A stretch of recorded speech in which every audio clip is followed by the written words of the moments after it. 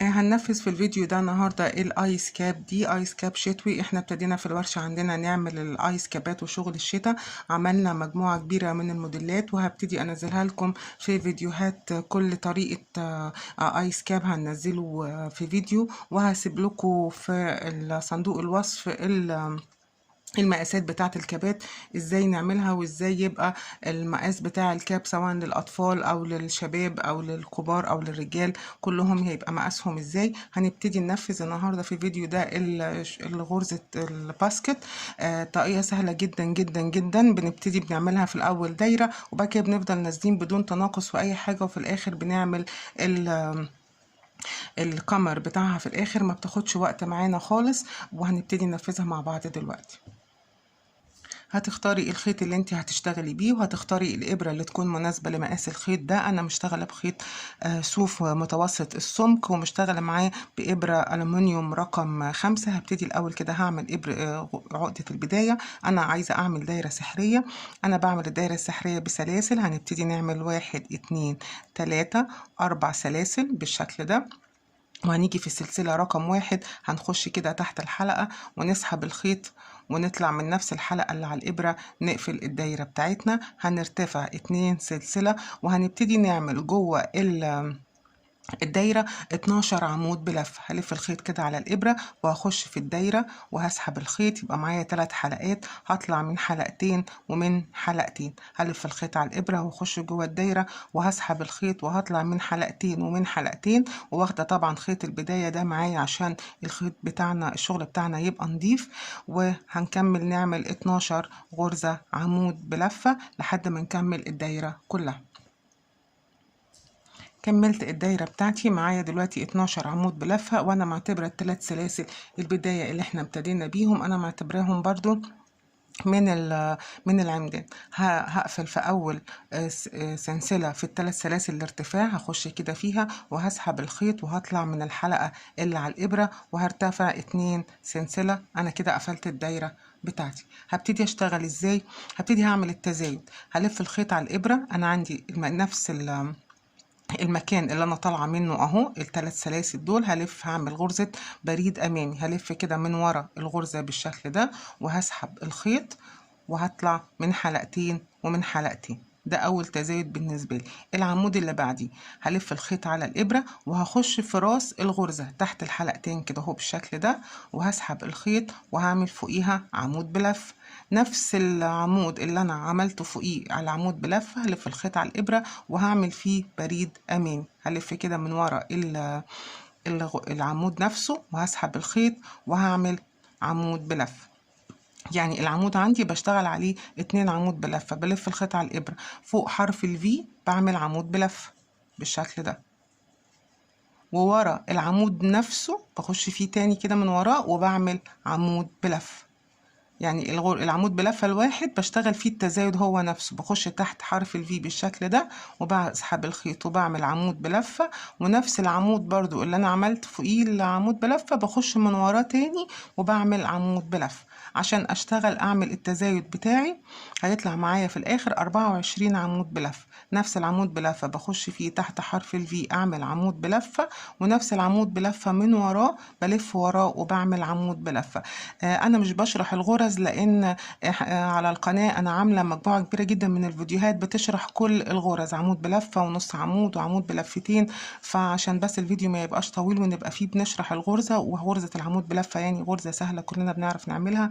نلف الخيط على الابرة وفي راس الغرزة من فوق تحت حرف الفي بعمل عمود بلفة وبلف الخيط على الإبرة وبخش من ورا العمود تاني وبعمل عمود بلفة، وهفضل شغالة الدايرة كده كلها السطر الأولاني لحد ما يبقى معايا 12 عمود بلفة. كملت الدايرة كلها بقى معايا 24 عمود بلفة. هقفل السطر بتاعي ازاي؟ ال3 سلاسل اللي انا معتبراهم عمود بلفة هخش في السلسلة اللي فوق بالشكل ده وهسحب الخيط وهطلع من الحلقة اللي على الابرة وهرتفع 2 سلسلة بالشكل ده. دلوقتي انا بقى عندي هنا عمود بلفة وهنا عمود بلفة. نفس المكان اللي انا طالعة منه ده انا معتبراه عمود بلفة. بقى عندي برضو نفس الغرزة اللي بعدها هعمل نفس الفكرة. هخش في راس العمود بالشكل ده هعمل فيه غرزة عمود بلف، وورا العمود هعمل عمود بلف. هلاقي بعد كده عندي غرزة عمود بلفة عادي مش امامي، هشتغل عليه عمود بلفة. هيبقى عندي بعد كده العمود بلفة اللي احنا كنا عملناه امامي في السطر اللي فات، هشتغل فوقيه عمود بلفة، وهشتغل في نفسه برضو غرزة بريد امامي. هاجي من قدامه كده وهعمل عمود بلفة تاني. هيقابلني بعد كده عمود بلفة عادي وعمود بلفة بريد امامي. العمود بلفة العادي هشتغل فوقيه عمود بلفة عادي، والعمود بلفة اللي فيه بريد امامي هشتغل فوقيه عمود بلفة عادي خالص، وهشتغل برضو على البريد الامامي بريد امامي اهو، عمود بلفة امامي. بيبتدي كده يحصل معايا التزايد. عندي عمود بلفة عادي مش عاملاه بريد امامي، هشتغل عليه عمود بلفة عادي. العمود اللي بعد كده اهو بريد امامي، هشتغل فوقيه غرزة عمود بلفة، وهشتغل فوقيه عمود بريد امامي بالشكل ده.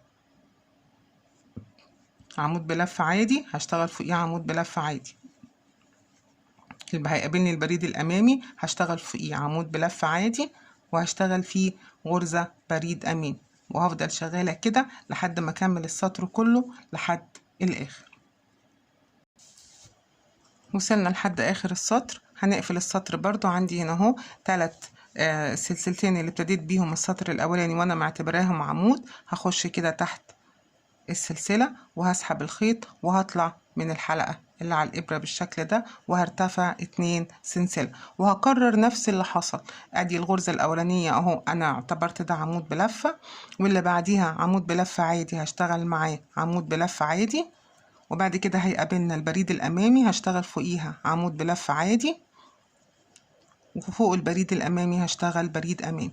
يعني احنا بعد كده التزايد بتاعنا بيبقى ماشي بنفس الطريقه. كل العمدان بلفه العاديه اللي بنشتغلها تحت حرف الفي هنشتغلها عمدان عاديه اهو تحت حرف الفي بالشكل ده. ادي عمود عادي، ادي عمود عادي. هيقابلني بعد كده العمود البريد الامامي هشتغل فوقيه عمود بلفه عادي خالص، وهشتغل فيه غرزه بريد امامي. نفس الطريقة التزايد هيفضل كده، وهنقفل السطر وهنرتفع بسلسلتين ونعمل السطر بتاعه السطر اللي بعد كده بنفس الطريقة. الغرزة اللي فيها عمود بلفة عادي هشتغل عليها عمود بلفة عادي، والغرزة اللي فيها بريد أمامي هشتغل فوقيها عمود بلفة عادي وبريد أمامي، وهفضل شغالة بنفس التكنيك لحد ما أوصل للقطر المناسب للدايرة اللي أنا شغالاها. مثلا كل مقاس كل سن ليه قطر معين للدايرة. أنا هعملها ديت سن من سنة ل3 سنين، فأنا محتاجة أن القطر بتاع الدايرة بتاعتي الحجم بتاعه يبقى 15 سنتي، فهفضل شغالة بنفس الطريقة وبنفس طريقة التزايد لحد ما القطر بتاع الدايرة ده لما أقيس كده يبقى معايا 15 سنتي. هكمل ونرجع مع بعض.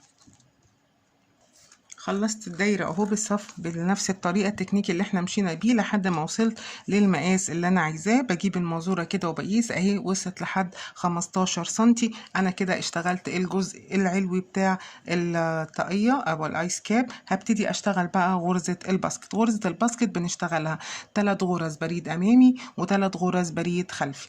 هلف الخيط على الابرة، ومن نفس الغرزة اللي انا طالعة من مكانها من هنا اهو هاجي وراها كده اهو بنفس الشكل، وهسحب الخيط وهعمل غرزة بريد أمامي. الغرزة اللي بعدها هخش كده من ورا العمود وهعمل 2 غرزة بريد أمامي. الغرزة اللي بعدها هخش كده من قدام العمود وهعمل 3 بريد أمامي. كده اشتغلت 3. هلف الخيط على الإبرة وهخش الغرزة اللي بعدها من وراها هعمل بريد خلفي. هلف الخيط على الإبرة وهعمل غرزة بريد خلفي. أدي 1. هلف الخيط على الإبرة وأخش على الغرزة اللي بعدها وهعمل غرزة بريد خلفي. وعلى فكرة برضو على القناة، وهسيب لكم اللينك بتاعها هيظهر في الاي دلوقتي، غرزة البريد الامامي والبريد الخلفي انا عامله لها فيديو بشرحها باستفاضة جدا ازاي نعمل بريد امامي ونعمل بريد خلفي، وعامله لها تطبيقات في الخيط الصوف وتطبيقات في الخيط القطن، فممكن ترجعوا للفيديو ده برضو هيبقى اسهل انكم تشوفوا غرزة البريد الامامي والبريد الخلفي بنعملها ازاي. احنا هنا بس عايزين نشوف التكنيك بتاع الايس كاب ازاي نعمله. فاحنا هنا مش بنشرح الغرزة، احنا بنشرح ازاي نعمل الايس كاب باسهل طريقة وباسرع طريقة بالشكل ده. هفضل شغالة السطر كله 3 غرز بريد امامي و3 غرز بريد خلفي. ادي بريد خلفي 1، بريد خلفي 2، بريد خلفي 3. وهفضل شغالة السطر كله كده 3 غرز بريد أمامي و3 غرز بريد خلفي. كملت السطر كده لآخره وابتدت تبان اهو غرزة الباسكت ابتدت تبان شوية. هنكرر برضو نفس اللي عملناه. هنقفل السطر بتاعنا وهنرتفع 2 سلسلة، وهنيجي برضو فوق العمود الأمامي هنشتغل عمود أمامي، وفوق العمود الخلفي هنشتغل عمود خلفي. ادي أول عمود أمامي، تاني عمود أمامي بنفس التكرار تالت عمود أمامي. هنيجي في العمود الخلفي هنشتغل برضو 3 عمود خلفي، 1 عمود خلفي، 2 عمود خلفي، 3 عمود خلفي. وهنكرر نفس اللي عملناه في السطر اللي فات، 3 عمود أمامي و3 عمود خلفي، وهنكمل بنفس الطريقة. خلصت الدايرة كلها، السطر بتاعي كله وقفلته، وهبتدي أكرر نفس الفكرة. يبقى احنا بنعملها 3 مرات. أول مرة عملنا 3 بريد أمامي 3 بريد خلفي، أو 3 عمود أمامي و3 عمود خلفي. تاني سطر برضو 3 بريد أمامي و3 بريد خلفي. تالت سطر برضو هنعمله من ساعة ما ابتدينا نعمل غرزة الباسكت 3 بريد أمامي و3 بريد خلفي، عشان يبقى المربعات بتاعة الباسكت بتاعتي كبيرة وشكلها واضح في الكاب بتاعنا. وهنمشي برضو بنفس الطريقة، هنكرر نفس الخطوة تاني، 3 عمود أمامي و3 عمود خلفي، ونكمل السطر كله بنفس الطريقة. خلصنا السطر بتاعنا بالشكل ده، وادي اول جزء اهو. هنبتدي بقى نبان شكل الغرزة بتاعتنا. هنبتدي بقى ازاي؟ احنا قفلنا السطر خلاص. ال3 غرز اللي كنا عاملينهم بريد امامي او عمود امامي هنعملهم عمود خلفي، هنعكس. وال3 اللي كنا عاملينهم عمود خلفي هنعملهم عمود امامي، وهنشتغل بنفس الطريقة. هلف الخيط على الابرة وهخش اهو العمود الامامي اللي كنت عاملاه، هخش من قدامه وهعمله عمود خلفي. على فكرة سهل جدا غرزة الباسكت، ما بتاخدش وقت، ولما ايدك بتعتاد عليها بتمشي سريعة جدا. وادي العمود التاني عمود خلفي، بلف الخيط كده وبلف من قدام العمود بالشكل ده وبسحب الخيط وبعمل عمود خلفي. ال3 اللي بعد كده كانوا عمود امامي، هلف الخيط على الابرة واخش من قدام العمود، كانوا عمود خلفي هعملهم عمود امامي. يعني ال3 غرز عمود الامامي هشتغلهم خلفي، وال3 غرز العمود الخلفي هشتغلهم امامي. او عندي اهو 3 غرز عمود امامي هشتغلهم 3 غرز عمود خلفي. اول واحد اول عمود خلفي، تاني عمود خلفي، تالت عمود خلفي. والثلاث غرز اللي بعد كده العمود الامامي الخلفي هشتغلهم 3 غرز عمود امامي، وهفضل شغاله بنفس الطريقه لحد ما الكاب مفيش بقى تناقص ولا اي حاجه. هفضل شغاله بنفس الطريقه لحد ما هوصل للمساحه اللي انا عايزاها في مقاس الكاب بتاعي. هفضل شغاله بدون اي تزايد، 3 بريد امامي 3 بريد خلفي، 3 سطور، وبعدين هعكس 3 البريد الامامي هعملهم بريد خلفي، والبريد الخلفي هعملهم بريد امامي، وهفضل شغاله كده برضو 3 سطور، وهفضل شغاله لحد ما اوصل للطول اللي انا محتاجاه. هو المفروض الايس كاب للطفل دوت اللي هو من سنة لحد 3 سنين بيبقى الطول بتاع الكاب بتاعه 20 سنتي. فانا هشتغل، انا عملت الكاب بتاعتي خلاص، وهشتغل لحد ما يبقى المساحة اللي انا شغالاها دي هتوصل معايا لحد 15 سنتي، وبعمل ال5 سنتي الاخرانيين بيبقوا القمر. هكمل الجزء ده كله بنفس التكنيك ونرجع مع بعض.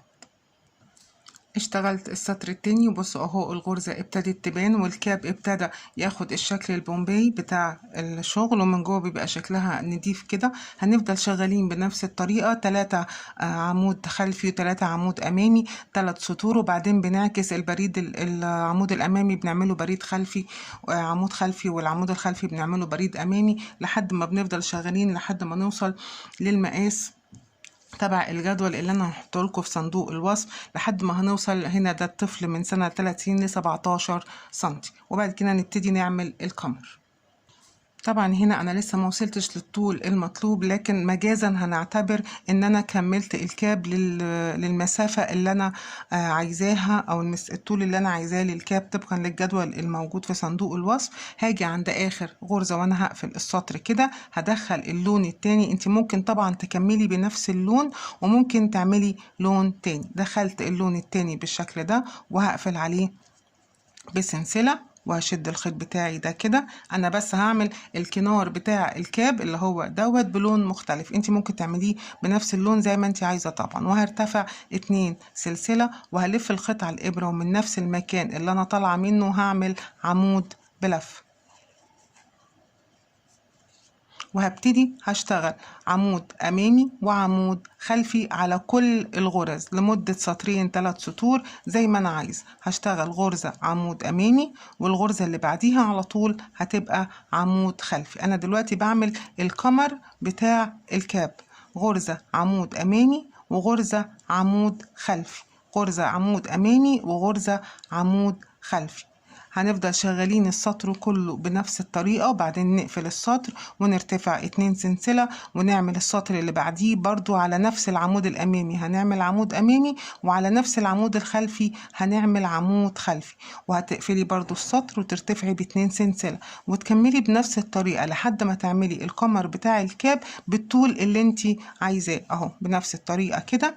غرزة عمود بلفة أمامي وعمود بلفة خلفي بالشكل ده، وهنقفل السطر وهنرجع تاني نعمل فوق العمود الامامي عمود امامي وفوق العمود الخلفي عمود خلفي، وتفضلي شغليها بطول القمر اللي انت عايزاه يبقى كده تمام، عايزاه يبقى اقصر من اطول من كده وتتنيه زي ما انت عايزه. وبعدين بتقفلي السطر بتاعك. انا هنا قفلت السطر كله بغرزة حشو، وممكن ما تنتهاش بغرزة حشو وتخليها غرزة عمود امامي وغرزة عمود خلفي، وبتعملي في الاخر الكورة البومباي ديت. وفي منها برضو بيتباع جاهز فرو بتبقى حلوة، وبتثبتيها فوق بغرزة بإبرة التنظيف عادي بغرزة كده انا لسه ما نضفتهاش. وده بيبقى شكل الكاب من جوه، بيبقى شكله نضيف جدا برضو. وادي شكل الكاب من بره، سهل جدا، طريقة تنفيذه بسيطة وما بياخدش وقت خالص خالص. هو كله عبارة عن بريد أمامي وبريد خلفي، وبتنفذيها بلون واحد، بتنفذيها بمجموعة ألوان، ده بقى بيبقى كله بيرجعلك. ودي كانت طريقة عمل الآيس كاب ده النهاردة. وهسيب لكم برضو غرزة البريد الأمامي والبريد الخلفي بتاع بعمود بلفة بتتعمل ازاي في صندوق الوصف عشان اللي عايز يرجع لها. وده الكاب بتاعنا النهاردة. أتمنى يكون الشرح كان بسيط وعجبكم.